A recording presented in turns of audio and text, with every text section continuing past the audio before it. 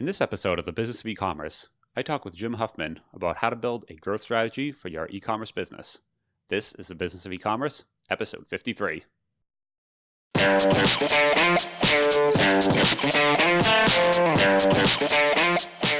Welcome to the Business of E-commerce, the show that helps e-commerce retailers start, launch, and grow their e-commerce business.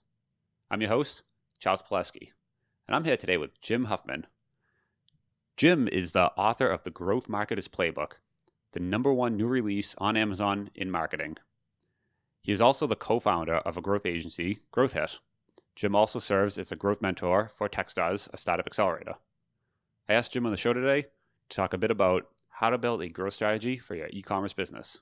So hey Jim, how you doing today? Good. Happy to be here, Charles. Yeah, it's great having you. I love this topic, so I'm super interested to ask some questions here. It's very near and dear to my heart. So thanks for coming on. Absolutely. So I guess to get started, when you say growth, I feel like that's kind of a broad, fun new term everyone kind of uses different ways. How exactly do you define that? Yeah, that's a good question because you could easily inflate growth by running some paid ads and getting traffic to the site. So you have that pretty graph that goes up and to the right. Whenever I'm thinking of growth with e-commerce companies, usually I'm thinking of something that's sustainable and repeatable. So you found a channel for getting quality traffic. And that could be a free channel, or maybe it's a paid channel, but it's an ROI positive paid channel.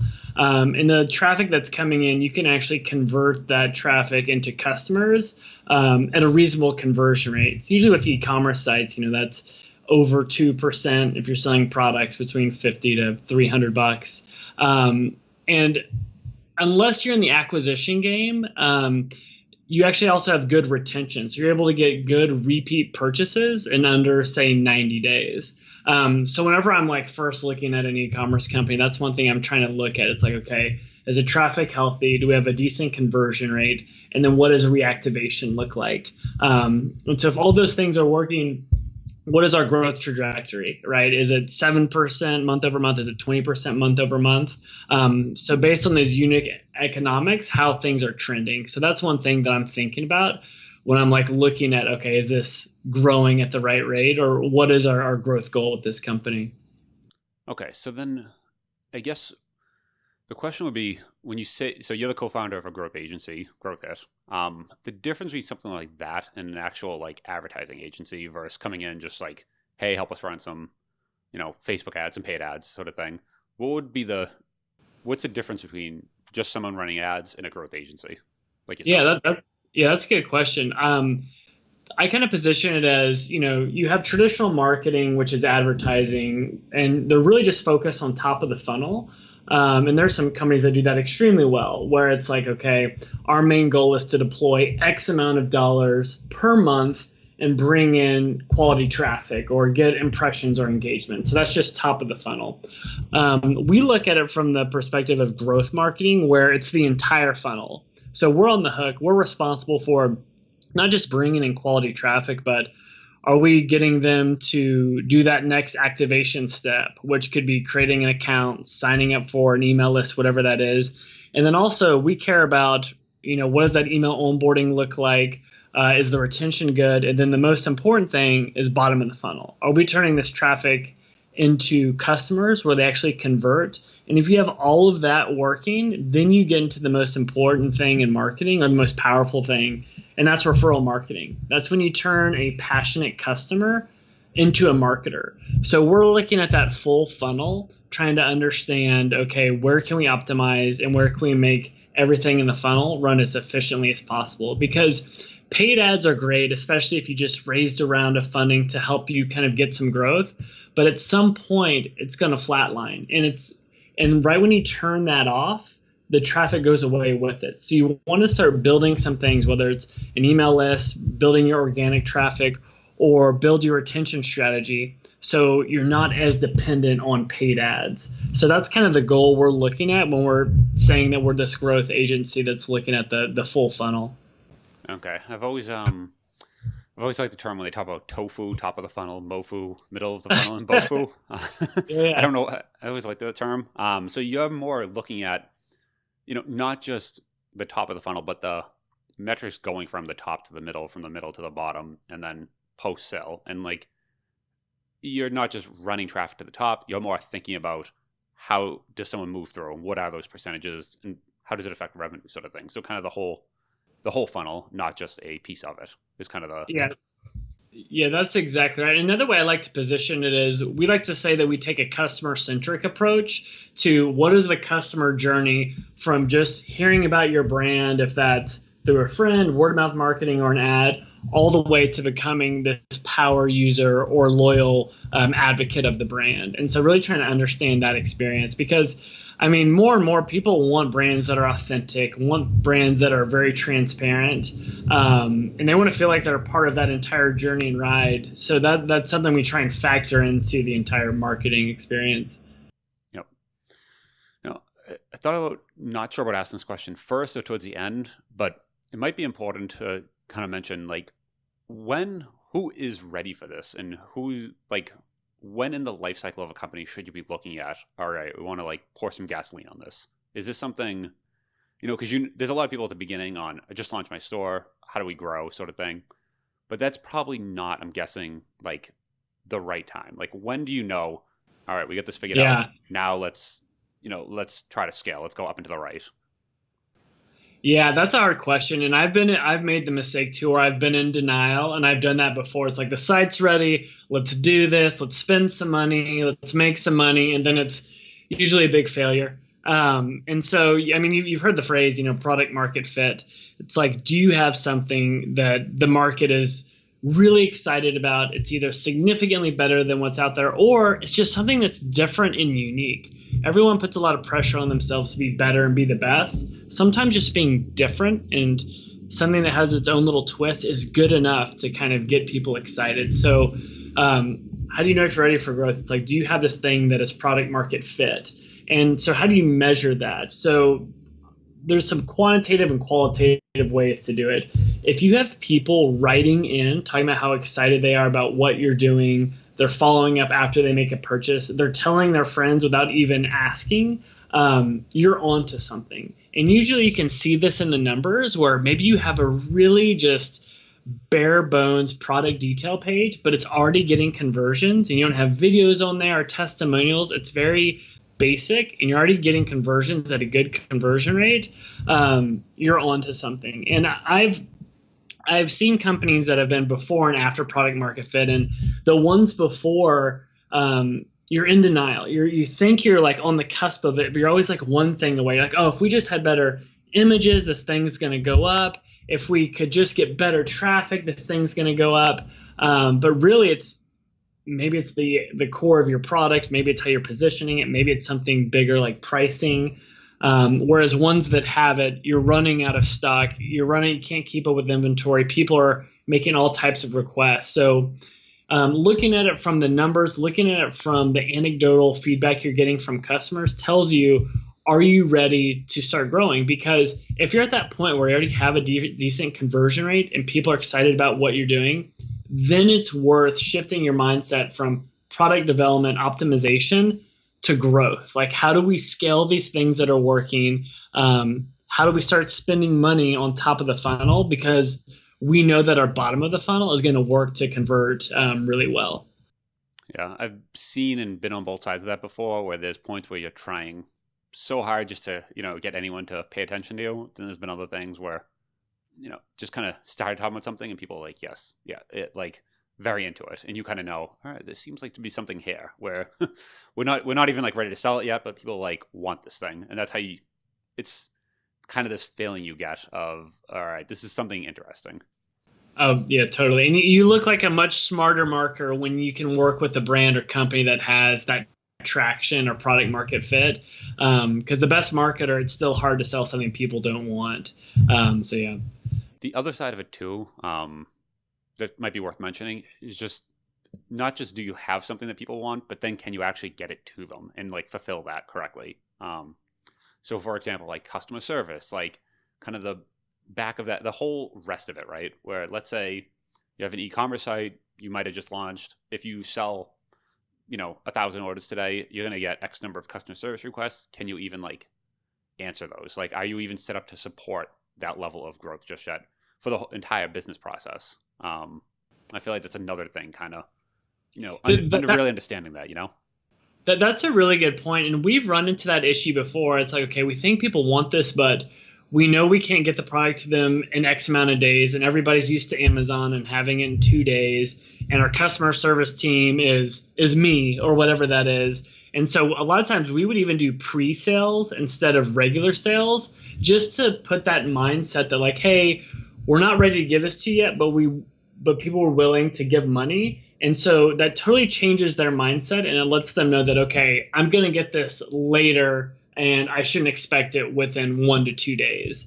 So that's another thing I give to companies that have that traction but aren't set up to really deliver on great customer service or great fulfillment. Yeah, that's a good one, right? Where I've bought stuff before where they've blatantly said like, you're not going to get this right away, and I've wanted it so badly, I've actually still said, I'll give you my money, just keep it for a little while. Absolutely, yeah. Yeah, but like, I think, yeah. Oh, sorry, I think it was the gravity blanket on Kickstarter. You know, the blanket that weighs like 20 pounds you put on yourself. They did pre-orders of like $5 million, and I think they had 5 blankets that they made. So, yeah, they had a lot of people pre-ordering that one. I've been on that side before where I just want it so badly. I'm like, just take the money, and when you're ready, you can give it to me. Yeah. But then there's, before the call, I just bought a USB thing for this machine to hook it up to this other thing, and I expect it to come in 2 days. Like, this isn't something, it's not something super excited for. I just need this little USB dongle thing, and that's different. So I'm not going to pre-order that. But yeah, that space blanket, maybe I want one of those, and I'm willing to wait a few weeks or even a month. Or a simple example like a Kickstarter, right? People very knowingly give money, and they might not get a product. They might not get a product, period. But they also might not get it for 6+ months, and people are okay with that. Yeah. Yeah, it's all about priming them. Yeah, totally agree. Yeah, just setting the expectations to be reasonable, and then as long as you're telling them that up front, people are the right sort of people will make those purchases as long as they understand. So you're not being like, shady in any way. You're actually just setting reasonable expectations, and then everyone understands like, this is, we're going to give this at some point, but not right now. I like that idea, actually. So then now let's say you're ready, you have a product people want, but you want to sell more, and you have some sort of process, right? You can bring people in the front door, sell them once they're there, fulfill that product, support that product. You can do the whole thing. What's the first step to saying, all right, we're ready to grow. What do we do next? Yeah. One thing I like to do is just, before I like dive in, I want to know what's going on in the industry, what's going on with the competition, and most importantly, what are my customers doing online? So let's take, for example, let's say we're launching a men's brand and we're trying to compete with Bonobos. I would take their URL, I drop it into similarweb.com. There's some other tools out there where it just shows you how much volume they're getting of traffic, where that's coming from, their top platforms, what their ads look like, what keywords they're going after. And as I'm going through that, you'll see that I think like 15% of their traffic's coming from social. And the interesting part about that is that their top social channel is Reddit. So right away, it's like, okay, that's interesting. Obviously, Facebook and Instagram are big, but they have a big community on Reddit. You then go to Reddit and you see the conversation around their clothing, and they're talking about the quality of it, the durability, how they're wearing the pants, where they're wearing the pants, really care about the details, aren't price sensitive, want quality, and they like to geek out on it. So if I'm selling a product that's a higher price point, I know exactly where my potential customers are, and I know what they care about.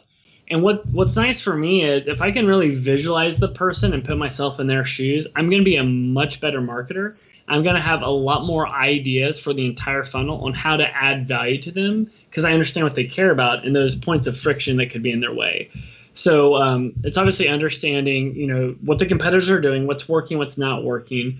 And with an industry like this, it's men's fashion, you should have fairly good repeat purchase if you have enough variety of inventory options, if it's pants and shirts and socks. So I'd also want to understand, what is the regular cadence or replenishment rate for getting these products? How many transactions should I be doing in a year, in a month, right? Because if you're selling men's clothes, you can probably do a transaction every month, every quarter, depending on the person. Whereas if you're selling Christmas trees online, you're doing one transaction a year. So that totally changes what you care about as far as email marketing versus acquisition marketing. So once I understand the industry, the company, I'm getting into those customers. And so we know that there's a certain persona that cares about quality, that cares about fit.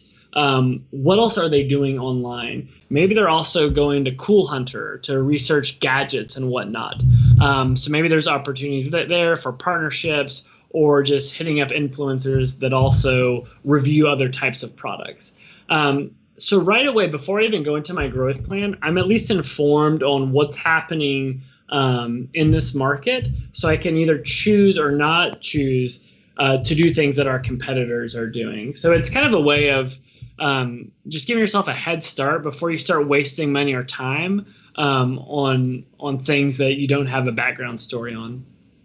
Yeah, I feel like knowing the customer, like knowing, they always talk about it, but really like understanding like who they are is that like crucial first step where I think the step you're talking about, a lot of people just skip over this. They just kind of go, okay, we know the customer. Let's go. Let's do this. But really, like really knowing it is different than just saying you know it. Like, and it's hard to quantify exactly that and how important that is. And I've done this too, and just kind of like rushed into it and said, no, I kind of get it. Okay, let's go to the next step. Let's start running some paid ads. Yeah, but really but understanding, okay, like you said, do they care about quality or do they care more about price? And like something like that right there actually changes a lot, like changes a real lot. And knowing that you can't market to those two people the same way, or even maybe at all, like it might be if you're going after the quality market, the price market's pretty much out, like you're not going to talk to them, or vice versa. If you're going after the price sensitive market, you can't go after quality, at least at that first time. You have to pick one and really go after that like very specific type of person, type of buyer. I think people skip over this step quite often. Yeah, I this is something we always try. We'll spend like 2 weeks on this, and you're exactly right. Especially clients are like, let's go, let's do this. And we're like, we don't understand your customer at all. We've got to do this because those decisions early on drive everything from the language you use to get in front of them, the assets you use about what they care about, and it can have a big impact on how they perceive your brand. So yeah, I agree. It's so easy to just skip past this, blow past this, but it's pretty crucial.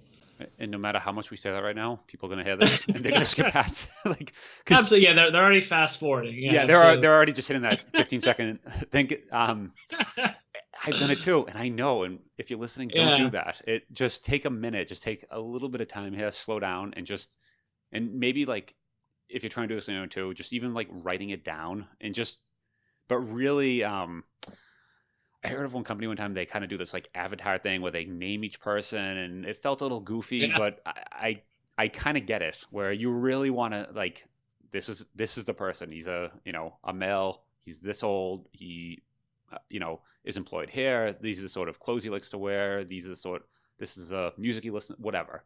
But you really have like an idea of like a very specific person, like this actual one person. And then you kind of like build it from that concept is kind of how I've realized. Oh yeah.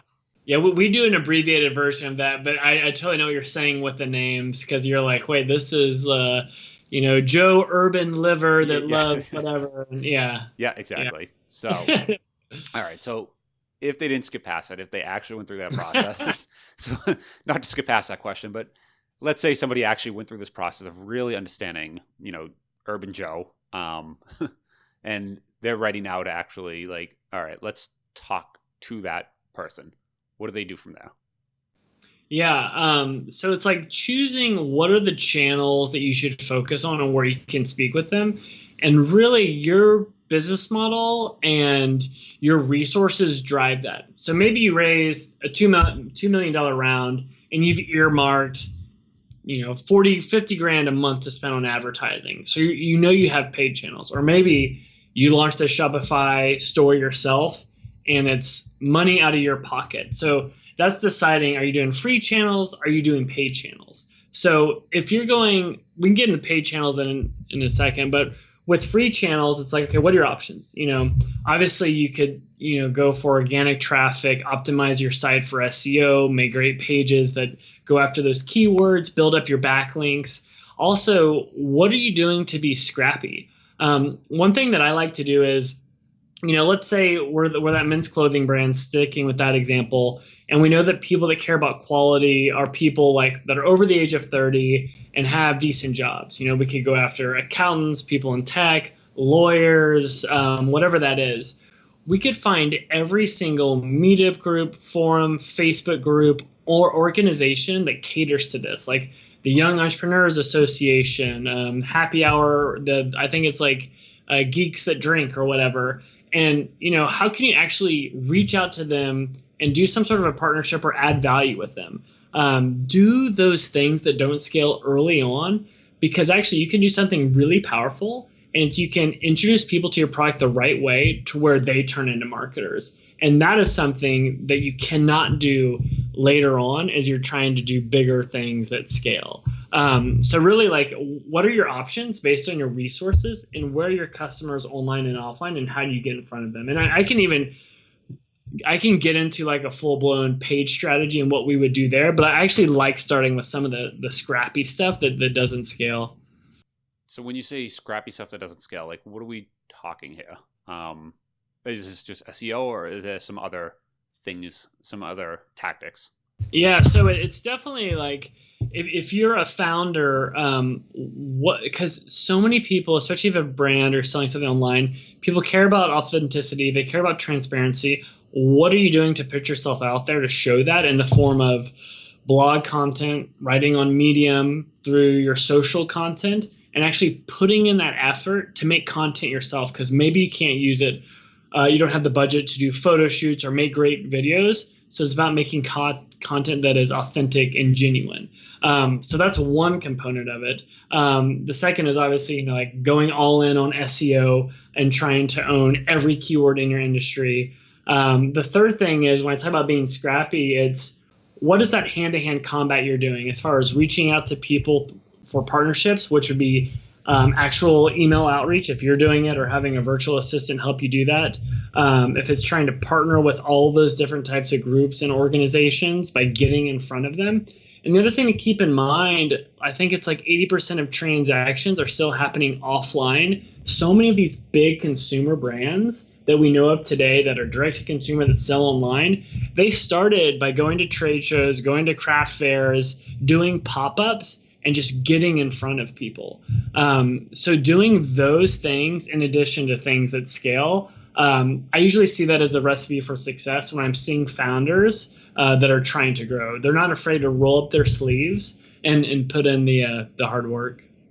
Yeah, I've seen that before. People just heading off and they're trying to basically like outsource every part of the business, and not just like outsource, but like hand off responsibilities to people outside their company, to people outside like that core team. And you usually can tell from the outside, like if you're trying to hand off all responsibility and said, no, we outsource this to this agency, they're going to take care of it 100%. We don't worry about that anymore. I feel like that's like a bit of a red flag. Oh, totally. And like Bombas socks started at the pop-up flea. Warby Parker, they started selling in their little New York office. People going up and down the elevator, they got kicked out of the building. Tecovas boots, they were going to like truck shows selling their boots. And these are all brands we look at as amazing online e-commerce brands because they are. But they weren't afraid to start off offline and put in the work and try and just like put the product in front of people. Yep. So even if you're starting on the so first, actually, a good point to make is this isn't like a budget dependent thing, right? It's not if you're spending $50,000 a month versus 500. This isn't like okay, you have to be spending at least $10,000 a month to even to even start looking at a growth strategy. This is something at any budget you can at least start in the process, right? Yeah, that's a great point. And it's almost like you're kind of doing those two things in tandem because they absolutely complement each other. Because you do want people in a good way to feel like, wow, these guys or girls, they are everywhere. You don't want to inundate them and give ad fatigue, but you want to be kind of top of mind when they're thinking of the category. And I think when you do those two things together, it can work pretty well. Yeah, that whole top of mind, I feel like that takes a while to start getting because then you start showing up in other places with other people talking about the same thing. And like you said, someone's looking through Reddit and they see your name also in the forum. And that's when it actually starts to be like, okay, these people are like, I'm seeing this like name again and again. They must be actually doing this. Versus when you're just starting off like, who are these people? You go to the About Us and it's like, this like templated cryptic thing. You're like, I don't know. Like, versus once you really, like you said, some of the Warby Parker, everyone knows them now. They're everywhere. They have a thing in the mall here. So they've really become like a name that you recognize. Yeah. Yeah. And like with Allbirds, I bought some Allbirds shoes, but it probably took me, I don't know, 7 to 10 interactions before I pulled the trigger because I kind of heard about it, just because I follow that stuff with startups. And then they did some pop ups. I saw some people wearing them that I know. And then they were at Nordstrom and I ended up buying them online. But it took me that long to find like, okay, I should probably check these out. Yep. Yeah. There's some number, right, where it takes X number of Yeah. interactions. And it's surprisingly high. And it's not just like you said, like blasting people with Facebook ads. It's like interactions in different places, even like display ads on some industry site, like you said. And it's like they almost need to see stuff that's not connected, not just all Facebook ads or all this or all that. They need to see different things. But if you know that group, even if you're at a small budget, you're able to advertise a little bit or just be in different places. Be in a lot of different places for a limited number of people, which kind of Yeah. sounds like the goal. Yeah, you hit it on the head, and it kind of scares me because we run quite a bit of paid ads on social on Facebook and Instagram, and we're always looking at frequency, like how many times are we in someone's feed over a month. And the scary thing is, the higher that number goes, the better our ROI is. Because I'm always worried about ad fatigue and inundating people too much. But yeah, it kind of blows my mind. Yeah, on how high that you can push that number, and it's still actually yes. Yeah, I've yeah, it I've heard some scares pretty high, yeah, some pretty scary numbers, and it's me. like uneven in like a week. And but then I've been Yeah. on the other side too, where I've had the same companies just hit me up time and time and time again. And then when I do need that product, I it might not even be that week. It might be they hit me 10 times in a week, and then 6 months from now I need that product, and I actually think of them as they're the people. I don't know. I don't know why I connected that with that silly Facebook ad I got, but it actually like works, which is, and even as someone who knows, it still works, which is bizarre. It's almost more frustrating. Yeah, Yeah. it's frustrating because it works. Okay, so then once you kind of know these things, where's the measurement portion of kind of the growth come in? Like, because that's the other essential component, not just like running the ads, not just running traffic or running the tactics, but actually like understanding how they impact the whole funnel and the bottom line. Yeah, absolutely. So it's like, what are those growth goals for a company? It's obviously like if you took on venture funding, you're going to have very aggressive growth goals of 10x probably whatever you raise. Whereas if you're bootstrapped, maybe your goals aren't as aggressive and it's more about building a sustainable business that supports your lifestyle, which is also awesome. So another thing that, as far as the benchmarks that we're looking at, really we have two.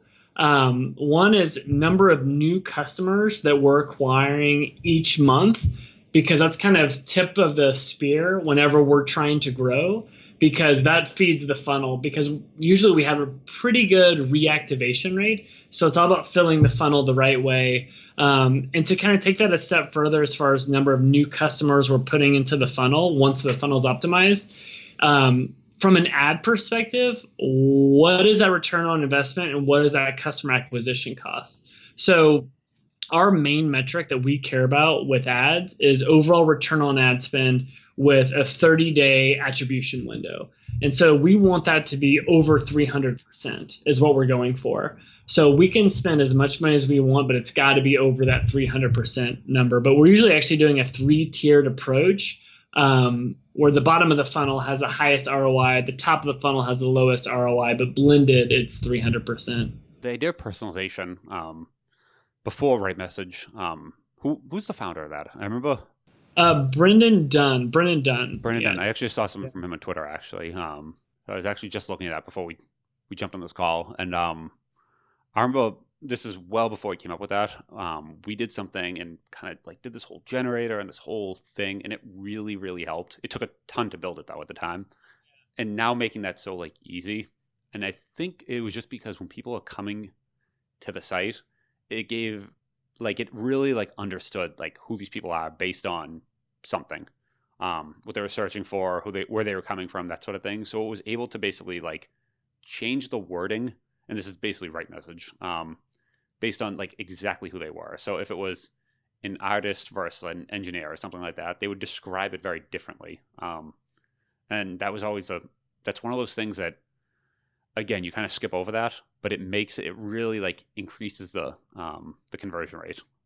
Oh yeah, yeah. I mean, that's cool that you guys did that. I mean, that's exactly what we're always trying to do. Like any way we can like put someone in a category that will add value to them, we're absolutely going for that.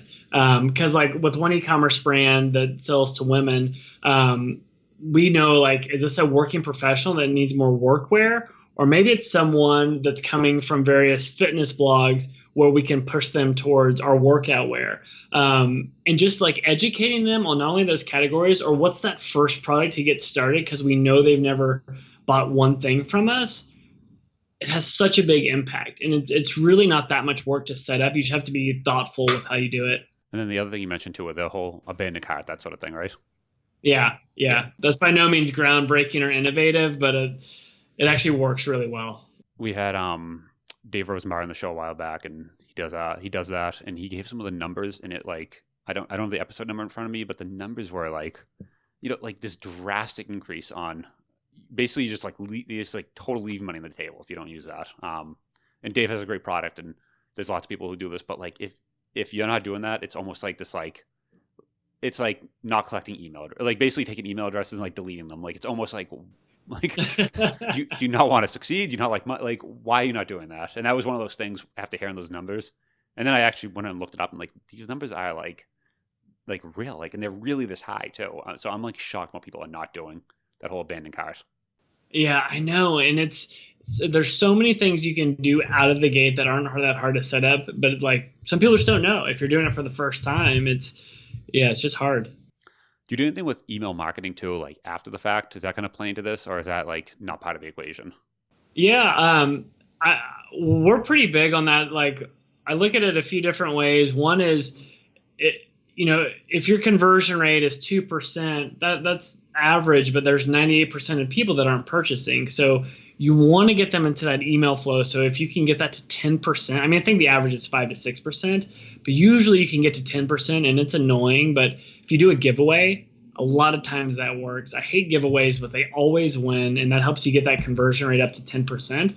So you've got them in that email flow. What are you doing to educate them to make that first purchase? So whether it's using social proof, testimonials, pictures of your product in the wild, or if you're doing subscription, educate them on how it works and why they should do that. That can really help. And so we've tested doing 30 emails over 45 days. I've done 5 emails over a month. And usually at the very end, if you have to, like, you can throw in that promo or that thing that's your kind of last ditch effort to convert them. The other flow that I think is really powerful is the first purchase flow. So right after someone has made that first purchase, that is usually when they're the most excited about your brand or your product, right? Because like, all right, I'm doing it, I'm trying it. That is the time when you can ask them to refer your product to a friend. So that's usually when you want to have an incentive that's strong enough that gets them to take that action, whether that's through emailing a friend or sharing on social. It's like, hey, thanks for getting our product. By the way, we'll give you 50% off, or gift your friend a free product and send them this email or share it on social. So based on what that incentive is, it can have a really, really big impact. Those are things we like to. And also, if you have a wait list going, notifying people when things are in stock, that's that usually has the highest conversion rate out of anything we do. So you might have issues getting people to buy something. Maybe you can have a wait list or even a wish list, and use that as a way to reactivate them down the road. Oh, do you get their email address by doing that, or because Yeah, I've seen that before. yeah, So basically, if they want to like, if the product's out of stock, or they're just not ready to buy right now, they can basically put it into some sort of like list. They create a login, and then you have their email. You can tell them when that came in stock. You can also tell them, hey, I think I've gotten emails like this before. Hey, the price went down by $1. I mean, and then you might even forgot you won in the first place, but then you're like, well, now it's $1 cheaper. Let's do this. exactly. Yeah, Yeah, so I've even been on the other side of that before, where like you put it in the wish list and you and then you forget you wished for this because it's some random site and it was like a shirt that you might have wanted, you might not have, but then all of a sudden they email you in a week and you're like, oh yeah, I do kind of want that, and maybe you did it when you're on your phone and you got it, on the subway sort of thing. You get interrupted, and then you get the email and you're actually sitting in your office and say, oh, okay, let's actually like pop out the credit card and do this.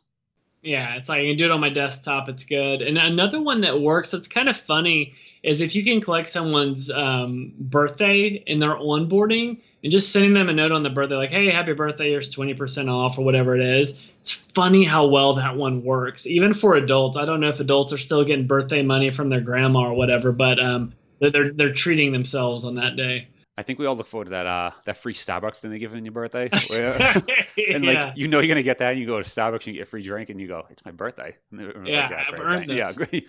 You're like, "Yeah, yeah, I've earned this. I'm a gold member." And like, yeah, okay. But you're right. I know it's coming every year, and I get a little excited for it. And it's like a $4 coffee, but yeah, it's one of those things. You get that, and it makes you go.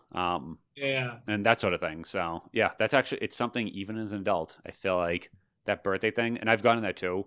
But I'm surprised the number of companies that don't do that. And the nice part about that too is you're running a promotion, but it's not like a everyone all at once and it creates this like one time pop. It's like this sustainable thing that goes, theoretically all throughout the year, right?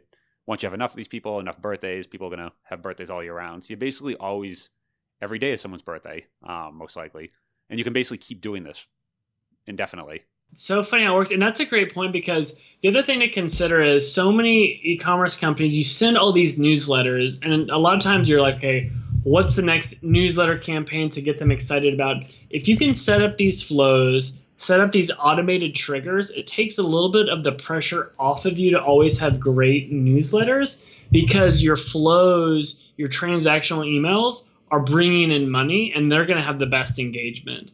So whether that's the abandonment flow, the wish list, activation email, the birthday email, those things can help. Yeah, I like that, right? Because if you do enough of these, it's basically you could do if you come up with about 12 of these, that's one a month, and then you're basically talking to people every month.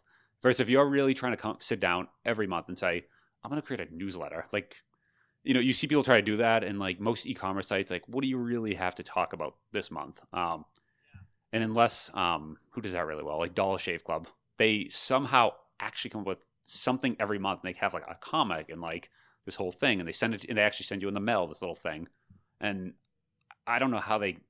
I mean, they definitely have like a machine behind it to do that, but like the average e-commerce retailer, unless you're able to really like have a dedicated team to come up with like what fun things we talk about this month, like you said, having those like automated things that pretty much are constantly talking to people really help take the pressure off. And then at the same time, when you actually do want to run a sale and they get that email from you, it's not like they're saying, who is this? They're saying, oh, that's a company that emailed me last month or 2 months ago. Like I've seen those emails. Because the other side of it, right, is if you don't talk to them for 12 months and then you say, hey, we're going to blast everyone right now, we're running this big sale, you're going to get a lot of those unsubscribes and people just saying, Oh like, yeah. who are you? Spam? Or, but if you talk to them every month, people actually like, you have a relationship at that point. Yeah, no, 100%. Yeah, that's a great point. But yeah, it's a lot of pressure if you don't have those automated emails set up to come up with creative newsletters every week or month if you're not launching new products at that cadence. Yeah. That's one of those things I feel like when people get into that, everyone starts collecting email addresses and, you send out that first email newsletter, welcome to my thing.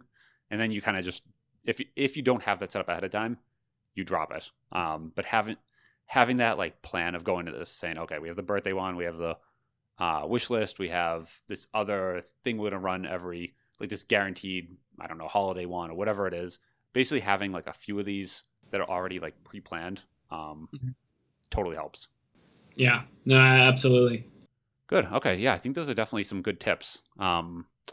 Anything else people, if they want to find more information, find more about you, where should they go? Yeah, for sure. For the book, they can just go to growthmarketersplaybook.com. And obviously, I'm a marketer, so I got to throw out a promo code. You can use the code Charles to get a nice little discount on it. And then my agency, it's just growthhit.com. So you can check that out. And yeah, I'm on Twitter at Jim W. Huffman. If anybody wants to tweet at me, heckle me, or just say hi, I'm around. Awesome. All right, Jim. Thanks a lot for coming on. I appreciate it. Awesome. Yeah, thanks, Charles. It's fun.